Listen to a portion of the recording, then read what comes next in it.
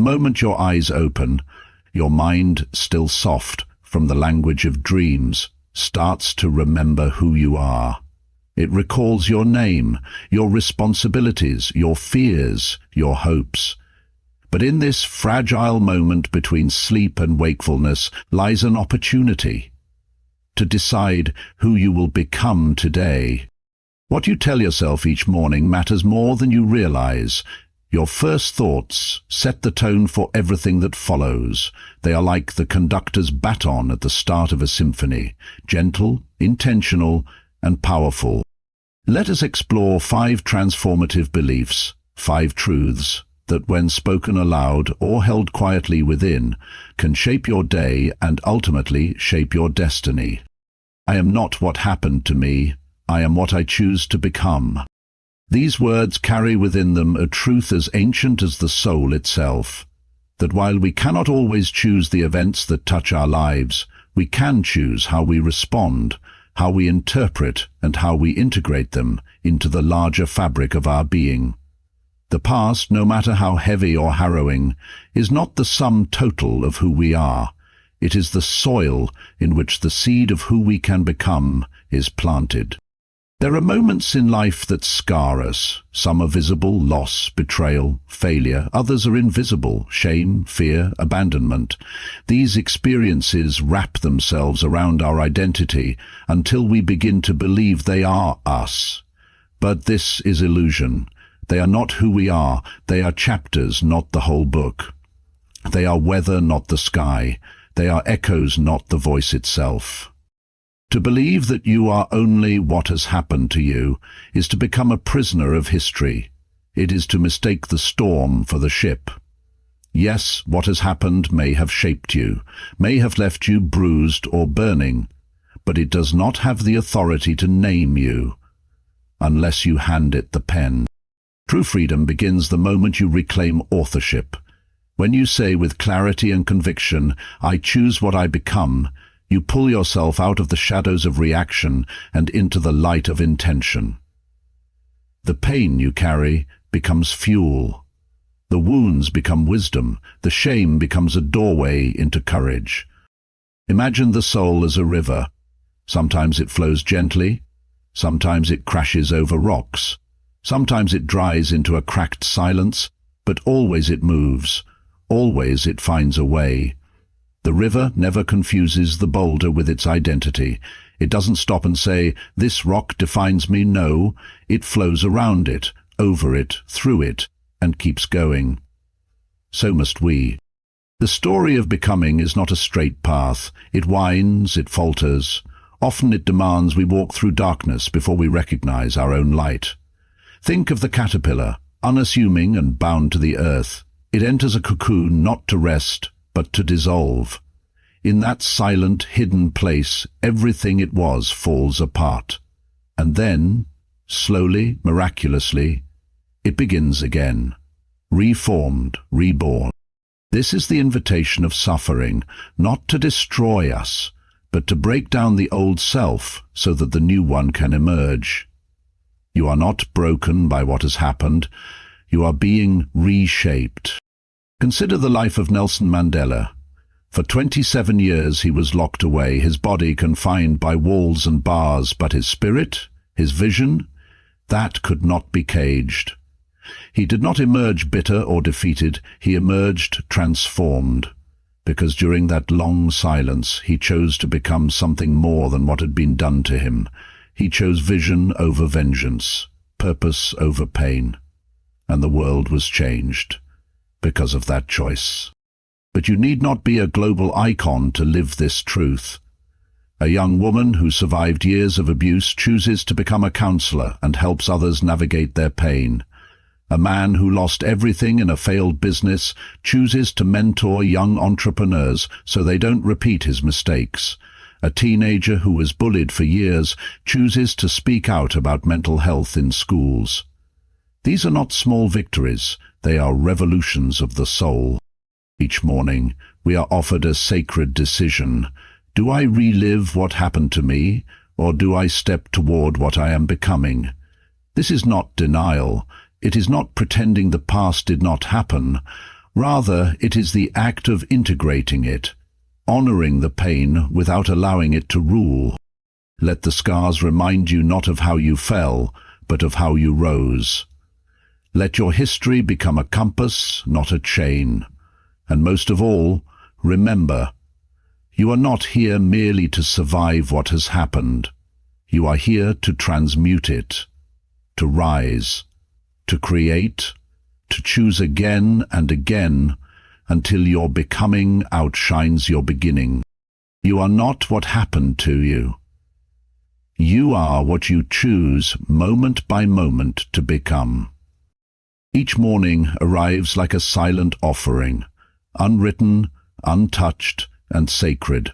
No matter the burdens of yesterday, no matter how fractured or frenzied your past may feel, today stands apart. It comes without expectation, without judgment. It is not interested in who you were. It is a quiet invitation to become again. Imagine the day as a canvas stretched wide across the sky of your life. It does not arrive painted. It waits, empty, open. Its silence is not emptiness but possibility. And into this space you bring the colors of your consciousness, your thoughts, your words, your choices. The canvas does not demand perfection. It only asks that you dare to begin. There is great danger in believing that we are simply actors upon a stage already set by the world. From the moment we are children, we are handed scripts. Be successful, be liked, be safe, be small. But life is not a role to be performed. It is a creation to be lived. And the most tragic mistake is to forget that the brush belongs in your hand, not in the hands of others. Each morning you have a choice: to repeat the old strokes, to paint in the lines others have drawn for you, or to begin anew, to choose your own palette, to risk color, to risk truth. The challenge is that many of us rise already entangled in the threads of yesterday's chaos.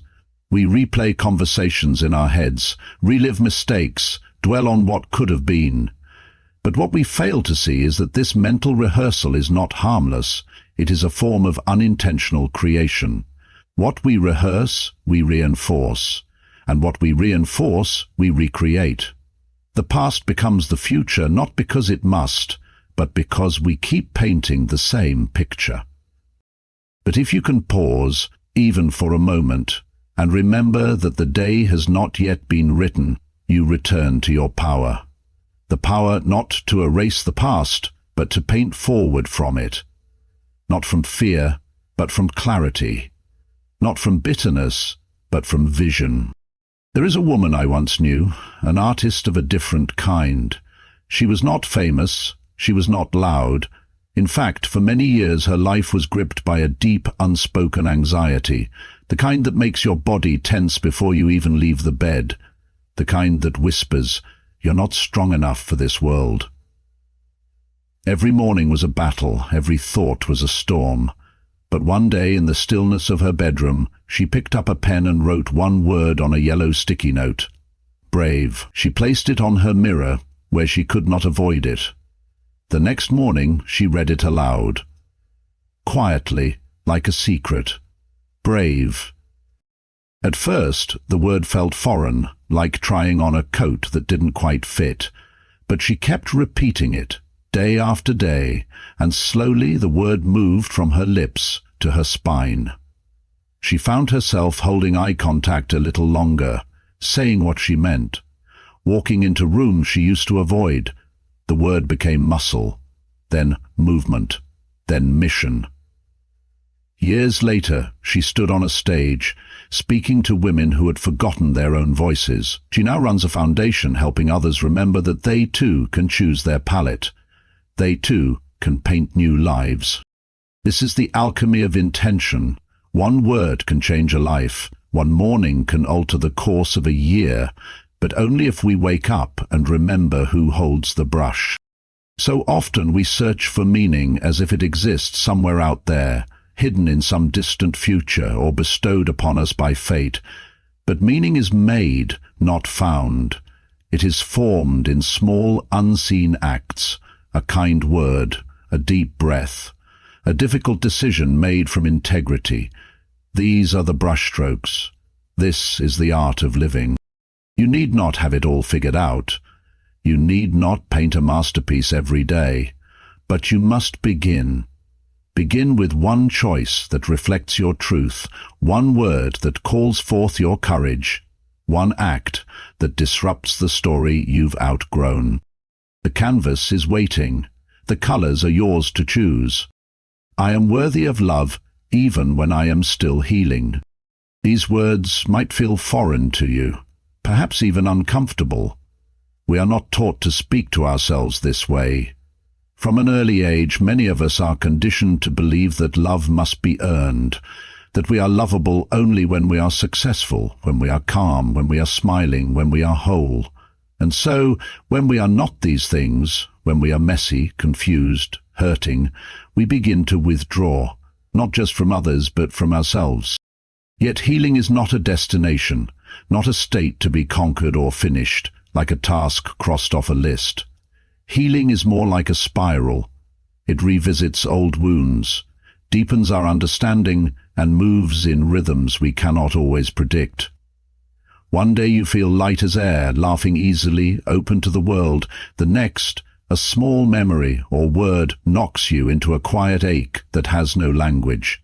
This is not failure. This is the nature of being alive. And still, you are worthy of love. It is perhaps the most radical act of self-awareness to believe that you are lovable not despite your wounds, but with them, not as a future version of yourself, more polished, more disciplined, more accomplished, but as you are now, in the soft and trembling moments when you feel the least deserving. Love, true love, is not a reward for perfection. It is a recognition of humanity. And your humanity is not diminished by your scars. It is revealed through them. Consider for a moment how you respond to a loved one in pain.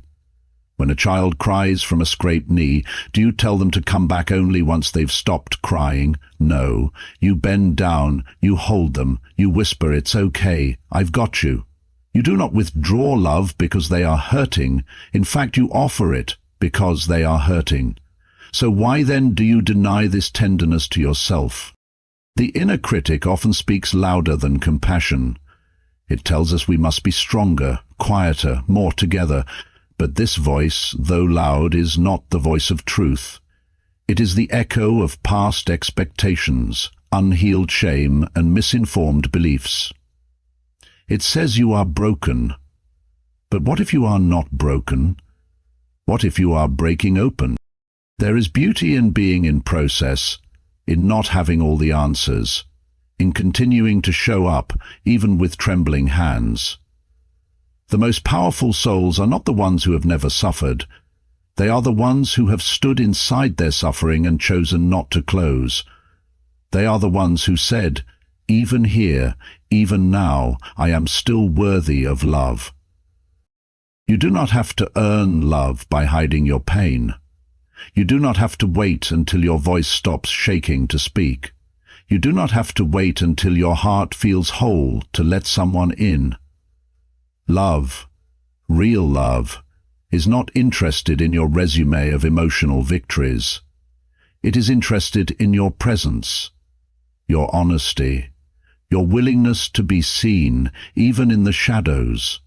In fact, psychological research shows that self-compassion, the ability to be gentle with ourselves in our suffering, leads not only to faster emotional recovery, but to a deeper sense of connection with others.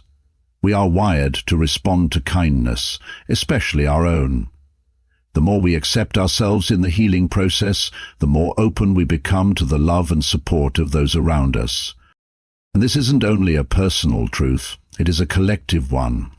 When we allow ourselves to be loved in our healing, we give others permission to do the same.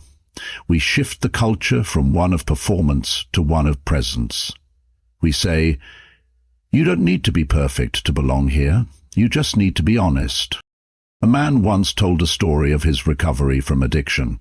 He said he always believed he would be loved after he got clean, after he was better, fixed. But the truth was, it was only when he admitted how broken he felt, how much he wanted help, that people began to reach out, not to fix him, but to walk with him. He said, "I spent years trying to become someone worthy of love, but it turns out I just needed to stop hiding." Healing does not make you worthy. It reveals the worth that was always there, and your ability to love yourself through the healing. To see your strength not in your stoicism, but in your softness. That is the doorway to transformation. So say it even if your voice trembles. I am worthy of love even as I heal. And especially as I heal. Your mind is not merely an organ. It is a living field, a fertile ground where thoughts take root and become realities. What you allow to grow there, consciously or unconsciously, shapes the landscape of your life. The thoughts you entertain are not passive ideas, they are seeds. And like any seed, they contain within them the blueprint of what they will one day become. A single persistent thought, whether empowering or destructive, has the power to expand, to branch, to take root in the deepest layers of your being and eventually bloom into your words, your choices, and the very direction of your existence. It is easy to overlook the weight of a single thought. I'm not good enough, you might tell yourself, thinking it harmless, just a passing feeling. But say it enough times, and it no longer remains a fleeting idea. It becomes a belief. And that belief begins to color everything you see. You begin to interpret challenges not as opportunities, but as threats.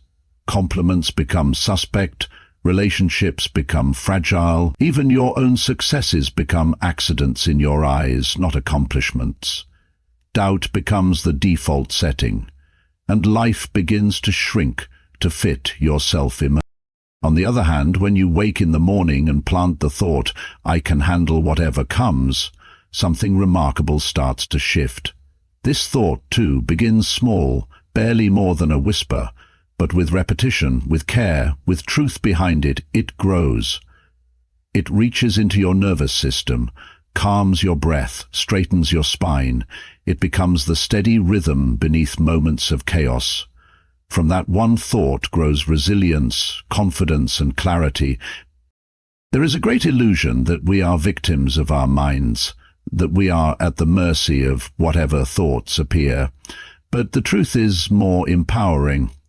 While we may not control which thoughts arise, we absolutely have the authority to choose which thoughts we nurture. Thoughts come and go like the wind, but what you tend to, what you give your attention, your time, your belief, becomes your psychological ecosystem. You cannot plant despair every morning and expect joy to bloom by noon. You cannot nourish fear and be surprised when courage withers. Imagine two people who lose their jobs on the same day. Their external circumstances are identical, the same loss, the same uncertainty, the same need to adapt. The first sees this event as a personal failure. They think, I was never enough for this place, maybe I don't belong anywhere. That thought takes root. In days it becomes discouragement, in weeks, paralysis. Eventually they withdraw, stop applying, stop believing. What began as a single interpretation has metastasized into a narrative of worthlessness. The second person experiences the same shock. But their inner dialogue says, this is painful, yes, but maybe it's an opening. Maybe this is a redirection, not a rejection. That thought too begins quietly, but it encourages action. They take a few days to grieve, then begin exploring, talking to people, rediscovering skills they'd buried. Within months they are not only employed, but in a role that feels more aligned. The difference wasn't the event, it was the thought they chose to plant in response to it. This is not to suggest that changing your thoughts is easy, or that pain can be bypassed by forced positivity. The garden of the mind is not maintained with denial, but with awareness. There will be weeds, there will be storms, but what matters most is your commitment to keep tending, to keep choosing what you plant, especially when life is most uncertain. You must become a conscious gardener of your own consciousness. Listen to the quiet commentary of your inner world. Interrogate it. Ask, is this thought feeding me or draining me? Is it lifting me toward life or folding me into fear? The mind will offer both, but only you can decide what grows. It begins always with awareness, then with choice, then with practice. Over time, the mind becomes a place of shelter, not struggle, a source of nourishment, not torment. And from that soil, everything else in your life takes form. Relationships, work, health, self-worth. All are downstream of what is planted upstream in the garden of your thoughts. You cannot always control the world outside, but you can become the keeper of your internal climate. Tend it with love, intention, and courage. What you plant, you will grow, and what you grow, you will live. There exists a quiet suffering that lies beneath the surface of countless lives. It does not scream for attention, nor does it appear in dramatic gestures. Instead, it moves silently, like a shadow behind the eyes. A persistent, aching doubt. Do I belong? Do I matter? Am I enough? For some, it is the fear of being too different. For others, the shame of feeling ordinary. The ache wears many masks, but its voice is often the same. You don't truly fit. You're either too much, or somehow never enough. This voice is not born from truth, but from a world that has forgotten how to see deeply. A world that values performance over presence, results over resonance. We are taught, often from a young age, that our worth is conditional, based on achievement, approval, status, and so we begin to believe that unless we are constantly producing, pleasing, or proving, we have no right to take up space. We shrink ourselves in conversations, we dim our light to avoid being judged, we question the value of our own breath. But let us speak honestly now. If existence itself has permitted your arrival into this world, if you have been given breath, heartbeat, and consciousness, then you already belong. You do not need to earn your place here. You are not a mistake. You are not an accident. You are a vital thread in the vast and sacred tapestry of life. Remove that one thread, and the pattern is incomplete. Alter your hue, and the entire design loses harmony. The truth is, your very existence creates ripples, whether you witness them or not. A smile you offered may have softened a stranger's burden, even if they never told you. A simple word of encouragement may have stopped someone from giving up. Your presence, your being, matters in ways that no resume, title, or bank statement can measure. Often, we do not see the full reach of our impact because the effects of authenticity are subtle and slow-moving. Like roots growing beneath the surface, your quiet courage may be holding together the soil of someone else's world, and still, because you cannot always see the fruit of your presence, you may be tempted to believe it does not exist. But consider this. In a world of 8 billion people, not one shares your exact fingerprint, your voice print, your blend of memories, your inner terrain. This uniqueness is not trivial. It is sacred. It is nature's declaration that you are here on purpose. The probability of your exact configuration, of DNA, of experiences, of perception, is so statistically unlikely, it is nothing short of miraculous. You are the rarest form of existence, a singular expression of life. And if life has gone to such lengths to form you, then surely your place in it is not up for debate.